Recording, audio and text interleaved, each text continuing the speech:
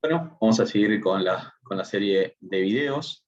En esta diapositiva quería mostrarles el kinesiólogo respiratorio debe conocer bien todos los aspectos de su uso en la práctica clínica. ¿Qué quiere decir esta slide? Es que nosotros tenemos que tener muy claro por qué queremos colocar oxígeno. Es muy normal que en la práctica clínica se coloque oxígeno porque le falta el aire, porque el paciente lo pide, porque el médico lo pidió, para que se quede callado, porque le falta un poquito. Eso, si bien hay muchas cosas que tenemos que hacerlas, pero tenemos que ser muy objetivos cuando aplicamos oxígeno. Y radica en que el oxígeno, por más que salga fácil del FUMITER, salga fácil del tubo, no se huela, pensamos que es gratis, la realidad, pensamos que no hace nada, la realidad es que el oxígeno es un fármaco y se debe administrar como un fármaco, en donde tiene su indicación precisa, tiene su cantidad para aplicar precisa y hay una interrupción en un momento adecuado. ¿Bien? Por lo tanto, tiene que ser muy, muy clara la indicación del oxígeno. Y eso somos nosotros que tenemos que tener una variedad de conceptos para poder aplicarlo a todo el sistema de salud, a todo el equipo de trabajo. Entonces, ¿cuál es el objetivo de la terapia con oxígeno? El principal objetivo es mantener la oxigenación adecuada de los tejidos mientras se minimiza el trabajo cardiopulmonar. Ustedes saben que la primera sintomatología de la disminución de la PO2 arterial no es la caída de la saturación, sino es el aumento de la frecuencia cardíaca y el aumento de la frecuencia respiratoria. Ese es el primer indicio clínico de que un paciente está hipoxémico. Bien, más allá de la caída de la saturación, que es algo que podemos observar continuamente, sino es el aumento del trabajo respiratorio, ya sea por aumento de la frecuencia respiratoria o por un aumento de la frecuencia cardíaca. Bien, entonces, los objetivos clínicos para las terapias de oxígeno son los siguientes. Primero, corregir la hipoxemia aguda, documentada o sospechada. Ergo, debo tener un saturómetro de pulso y debo saber cómo se usa el saturómetro de pulso, que después vamos a verlo bien en el vivo, pero debe tener una buena curva de plestimografía, y esto quiero que anoten, debe tener una saturación en un paciente no EPOC, no neuromuscular, entre 94 y 96. ¿Bien? A ver, no estaba rota la grabación. Sí, entre 94 y 96. 98 como mucho. No más de 98, no menos de 94. Los dos extremos, menos de 94, podemos llegar hasta 92. Menos de 92, más de 98, es igualmente de malo. ¿Bien? ¿Por qué? Porque en sus extremos posteriores o en extremos superiores, ¿sí?, aumenta la lesión inducida por aumento de radicales libres a nivel alveolar, por ende, en su extremo inferior, aumenta la lesión por hipoxemia a nivel tisular. Entonces, los dos extremos son malos. Entonces, todo paciente que esté por debajo de 92 necesita oxígeno suplementario, salvo, como dije, que sea un EPOC retenedor, ¿bien?, o un paciente neuromuscular, en donde si le aplicamos mucho oxígeno, inhibimos el estímulo ventilatorio. Y todo paciente que tenga por arriba de 98 con oxígeno suplementario debemos bajar. ¿Bien? Y debemos, cada vez que vamos a ver a un paciente, debemos documentar cuán cantidad de oxígeno está manejando el paciente. ¿Bien? Si nosotros vamos a atender a cualquier paciente que está internado con oxígeno suplementario, no puedo no saber la saturación de oxígeno.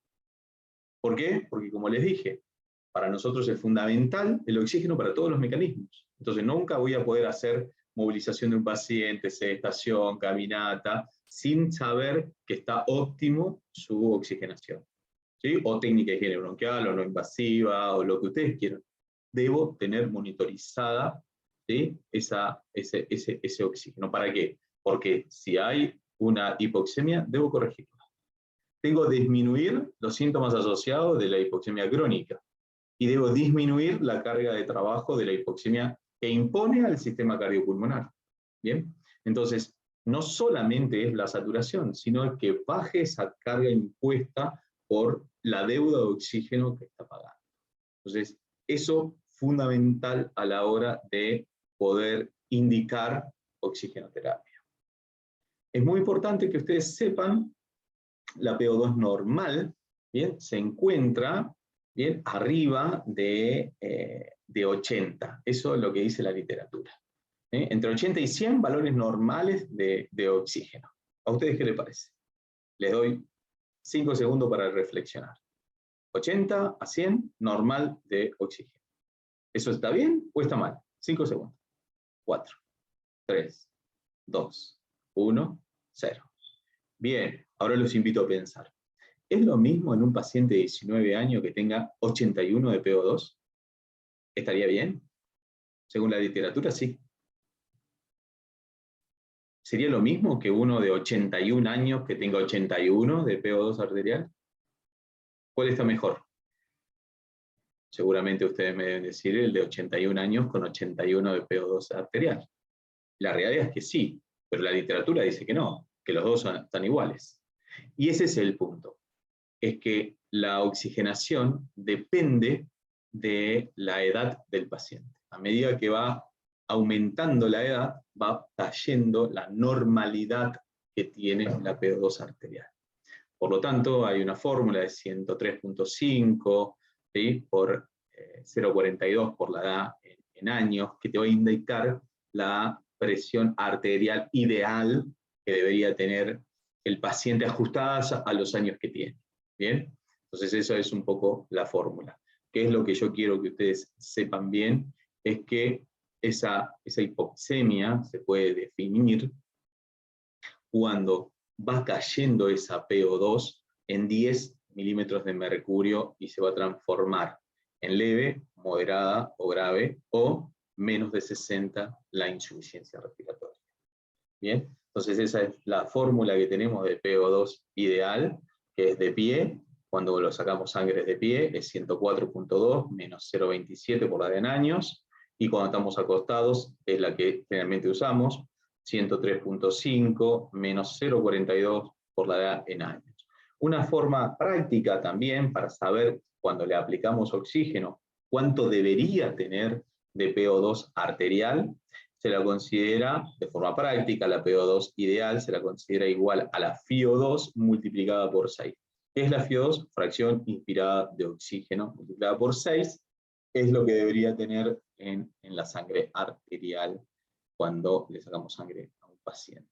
Estos son los indicadores que nosotros podemos tener para saber si nuestro paciente tiene o no una normalidad en la presión arterial de oxígeno. ¿Bien? ¿Cómo se hace la corrección de la hipoxemia? La terapia con oxígeno corrige la hipoxemia al aumentar los niveles alveolares y sanguíneos de oxígeno.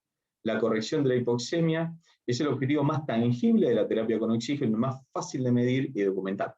Por ende, pues nosotros le colocamos el saturómetro o sacamos sangre y ya sabemos si el paciente mejoró o no mejoró.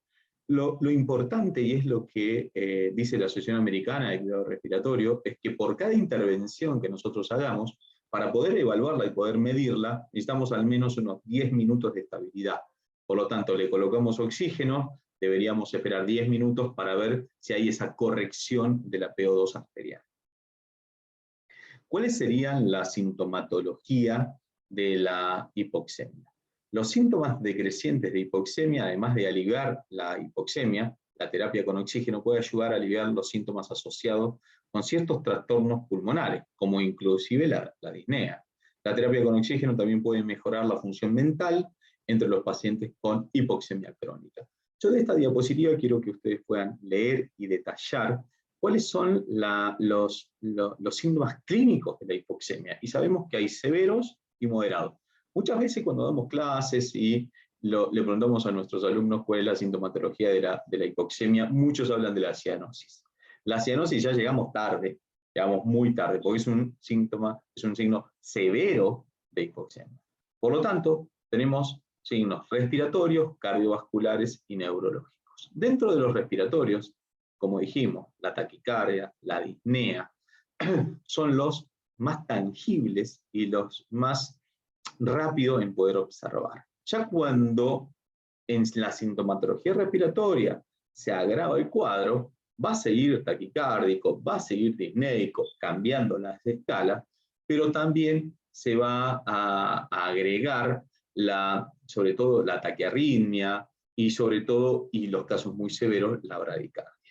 Dentro de estos de estos signos cardiovasculares, la hipertensión arterial, la vasoconstricción hipóxica, la vasoconstricción periférica, son algo importantes. La confusión, la somnolencia, la visión borrosa, el estado lento mental, ya son signos más severos a nivel neurológico. Por lo tanto, la idea es no llegar a toda esta tabla, sino poder abordar rápidamente la sintomatología de la hipoxemia cuando los signos y los síntomas son moderados. Bien, es muy importante poder minimizar esta carga de trabajo. El sistema cardiopulmonar compensa la hipoxemia al aumentar la ventilación y el gasto cardíaco. En casos de hipoxemia aguda, el oxígeno suplementario puede disminuir las demandas tanto del corazón como de los pulmones. Por lo tanto, una de las primeras manifestaciones de que la cosa va bien, el paciente baja la carga en el órgano miocárdico. Bien.